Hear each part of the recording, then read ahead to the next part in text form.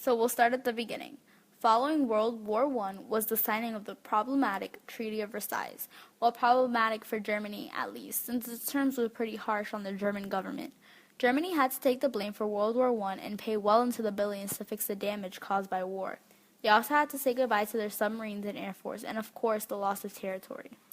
They also had to shrink their navy to just 6 battleships and their army to only 100,000 men. Switching over to the Soviet Union, Russia officially became the communist state of the Soviet Union in 1922. When former leader Lenin died, Joseph Stalin, whose last name also means man of steel, took over. Stalin wanted Russia to be a model communist state, both agriculturally and industrially.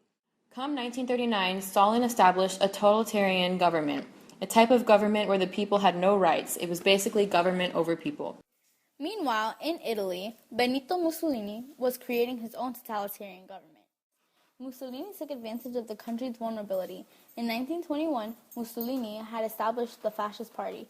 For those of you who may not know, fascism is when the interest of the state is more important than the interest of the people. October 1922, Mussolini led the March on Rome. He was accompanied by thousands who wore black outfits and earned them the nickname Black Shirts. How creative. Mussolini called himself Il Duce, which means the leader. Back to Germany. Austrian native Adolf Hitler followed Mussolini's path to power. Hitler, who called himself Der Führer, or the leader, real original, promised he'd save Germany. Cue the rise of Nazism. Nazism is a German brand of fascism. Hitler also wanted to have racial purification. He divided the people into two groups, the Aryans, the blonde, blue-eyed Germans, and the inferior races, Jews, Slavs, and non-whites. By 1932, 6 million German people were unemployed. The men would join Hitler's private army known as stormtroopers. Sound familiar?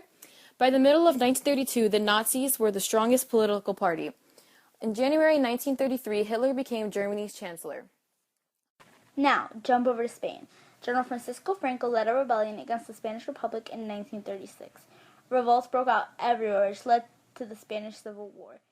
This civil war brought Germany and Italy closer as they signed the Rome-Berlin Axis.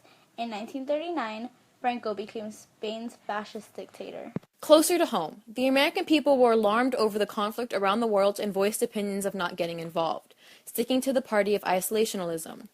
To further keep the U.S. uninvolved, Congress passed the Neutrality Acts in 1935. These acts outlawed arms sales and loans to countries involved in national wars. Roosevelt thought it was impossible to remain neutral. On March 12, 1938, German troops marched into Austria. The next day, Germany announced the Union, Anschluss, and the world did nothing about it. Britain and France promised to protect Czechoslovakia, and Hitler had to go through them first. He invited French Premier Edouard Dallier and British Prime Minister Neville Chamberlain to a meeting in Munich, where he told them that invading Czechoslovakia would be the last territorial demand. This meeting led to the signing of the Munich Agreement, which turned the Sudetenland, part of Czechoslovakia Hitler wanted first, to Germany. March 15, 1931, Germany took the remaining land in Czechoslovakia. Chamberlain thought the peace was going to be brought after this negotiation. However, Winston Churchill disagreed and called the agreement a shameful policy of appeasement, which is the act of giving up principles to pacify an aggressor. Now Hitler in Polska. As tensions rose in Poland, Stalin signed a non-aggression pact with Hitler, which was a total surprise. Germany and Russia were now sworn to never attack each other. The non-aggression pact was followed by a private pact that agreed to splitting Poland between the two countries. On September 1, 1939, the German Air Force flew over Poland, dropping bombs throughout the country. As the airstrike was happening, tanks raced across the countryside, scaring and confusing everyone. This military strategy was new and called Blitzkrieg, which is also where the term blitz in football gets its name. The Soviet Union attacked from the east, and by the end of the month, Poland no longer existed and World War II had begun.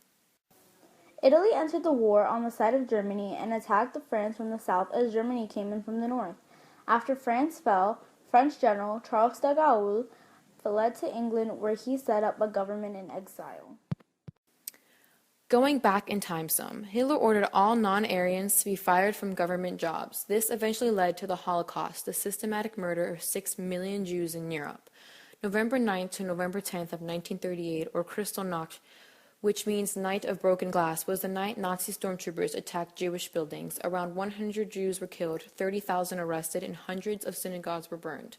By 1939, Hitler was totally driven with the need to eliminate all Jews and created the final solution, which is a policy of genocide. Along with Jews, Gypsies, Freemasons, Jehovah's Witnesses, homosexuals, mentally ill, physically ill, and incurably ill were also targeted. Jews who weren't killed on the spot were sent to ghettos, segregated Jewish areas in Poland where they were sealed off. Others were sent to concentration camps, where they were forced to work to the point of death or were executed. The final stage was mass exterminations. On September 27, 1940, Americans were shocked by the news that Germany, Italy, and Japan signed a mutual defense treaty and became known as the Axis powers. The Lend-Lease Act was passed March 1941, which was a sign of the idea of America being an isolationist weakened. The country was now offering lend-lease armies and supplies to any country whose defense was vital to the United States. Churchill hoped for military commitment when it came to fighting war, but settled with the joint declaration of war claims called the Atlantic Charter.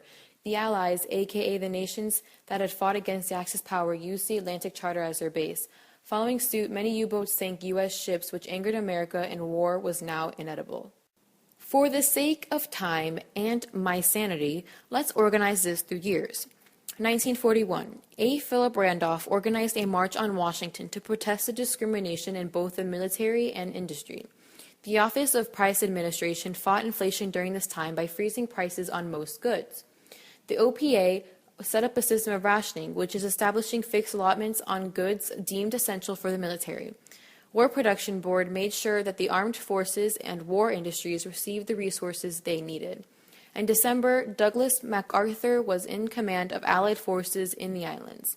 Dwight D. Eisenhower led an invasion of Axis-controlled North Africa. 1942.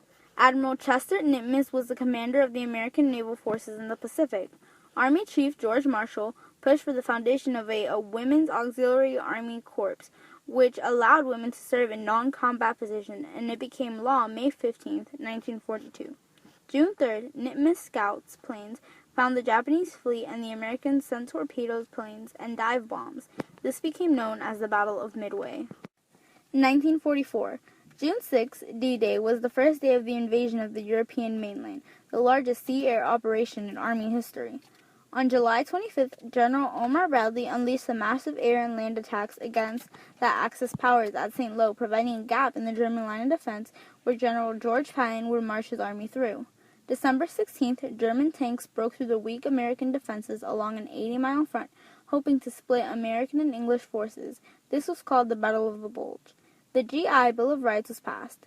This helped ease the transition of returning servicemen to civilian life. 1945. Bear with us, we're almost there.